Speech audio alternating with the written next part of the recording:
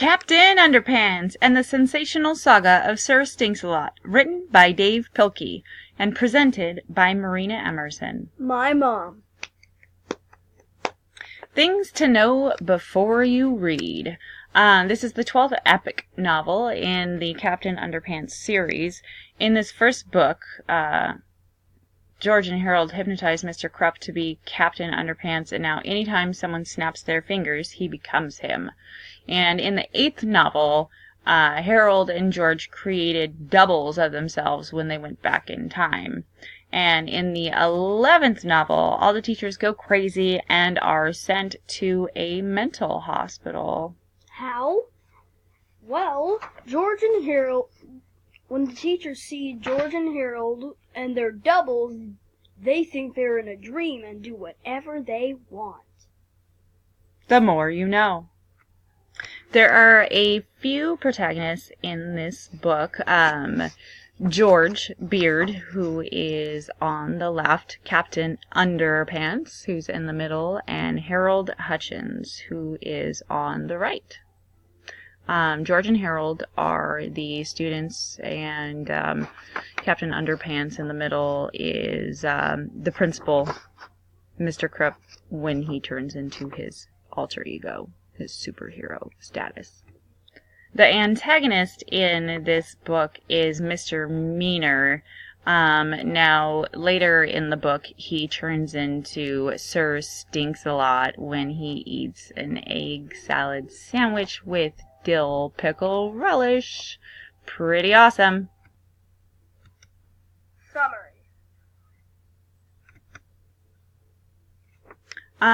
To summarize what happens in this book, a planet called Smart Earth blew up and sent fragments of an element soaring through space. A piece came down to Earth and crashed through the ceiling of the Piqua Home for the Reality Challenge, which is where all the teachers from George and Harold's school were being held after they went crazy. The gym teacher, Mr. Meaner, picked up this fragment off of the floor and ate it. It was Zygo-Go-Go-Zizzle 24, which made Mr. Meaner very intelligent since it came from Smart Earth. With his newfound knowledge, Mr. Meaner escapes with all of the fellow teachers from the Piqua Home for the Reality Challenge.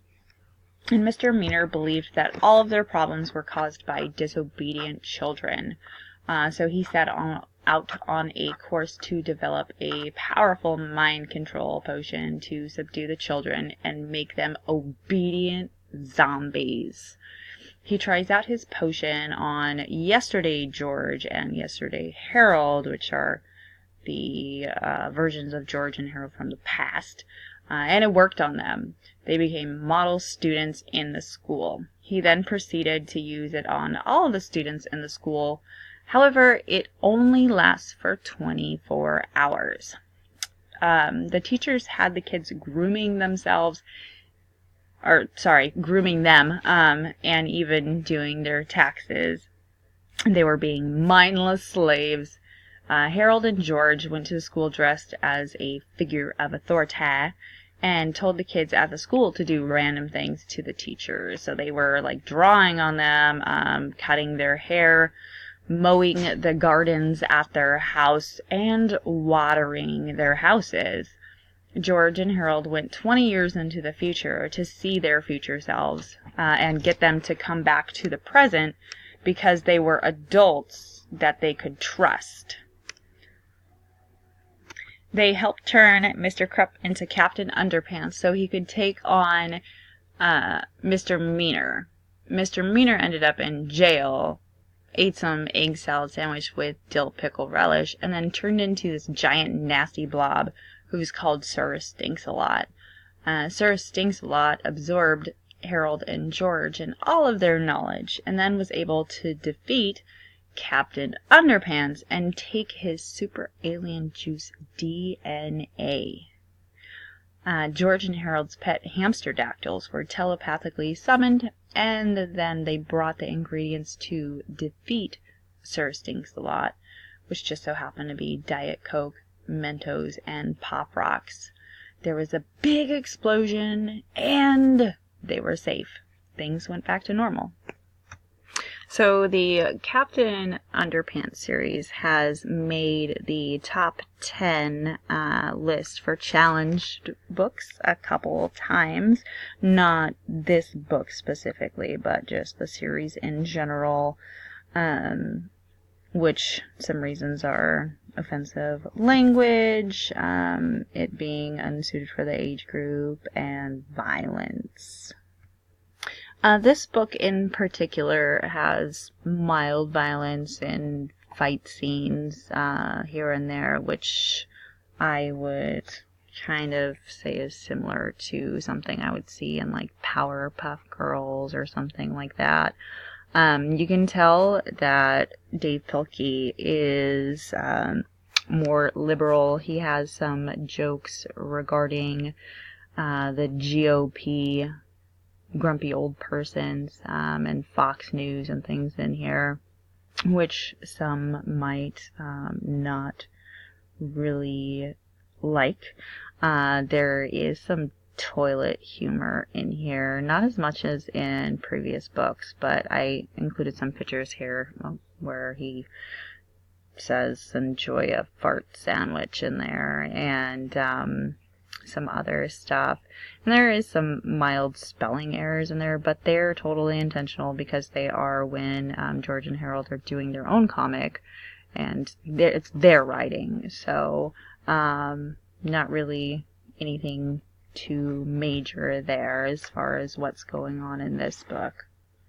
So there was a bit of controversy surrounding this book in particular, and it was not allowed to be at a book fair at an elementary school in Monroe, and the reason why is because it mentions Harold being gay. So very, very lightly touches on it, but they go 20 years into the future, and it says that they meet Harold, future Harold, and Harold's husband, and their twins. It doesn't go any further than that. They don't bring it back up again, but that little snippet in the book was enough for the school to say that they didn't want the book there. So that is the only place I could find that it was completely taken out of the Scholastic school book fair for that reason. Me personally, we have a lot of the books in my house. My oldest son loves these books. I do not see anything wrong with reading these books. He finds them fun and entertaining, and I think that's the thing with most kids is they find them fun and they find them entertaining. And I think that, you know, it gets kids to read. It piques their interest, which, you know, is really important. It's important to get kids to read. You know, there might be a little bit of fart jokes and stuff in the books, but, I mean, they make fart jokes in real life, too, so it's okay. Mild violence, they're gonna see that on TV, generally worse, or in video games, and I don't really see a big issue with that there. You know, in some of the books, not so much in this one, but, you know, you might find that there's some language in there, like, they use stupid, or shut up, things like that, which, you know, we don't, in my house, we don't like those words being said. But at the same time as those words, like, Pilkey puts in a lot of big words for the children to expand their vocabulary. So I appreciate that as well. So to kind of sum it all up, no, I think this book should be in public libraries, and I think it should be in school libraries and available at scholastic fairs, and I really don't see an issue with it. My son would like to say a few words. Thanks for having me here. So, one of the reasons I like the book is mainly it's quite original and creative. Like, Captain Underpants, obviously, the origin is, well, superheroes always look like they're wearing underwear over their costume. So, he's in his underwear.